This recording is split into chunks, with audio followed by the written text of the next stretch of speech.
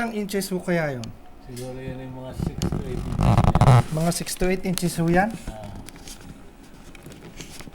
Ay, kone ho. Meron lugar dito 12 na eh. Aha. Kung punta ko here, 12 na eh, 12 inches na eh. Yung papunta hong O'Hare. Tapos hanggang alas 2 daw ho, ano ho? Kita mo yung nasa sa bubong na yun ng truck mo, ayun ang may measure mo na kuhan eh, yun ang 6 inches na eh, kung 2,000 eh. Eh kung sa ground do, mas malaki siguro. Oo, ganun na rin.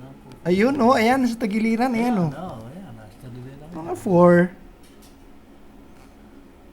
4. Ayun, yung nilinis, ano ho? Ay ang kuhan ayan eh, hindi accurate at dahil na ang snow water na, yan inaluslus na agad pagkakapata. Nalaglag, ano ho? Nung malamang sumutaan. Wala pala diyan yan.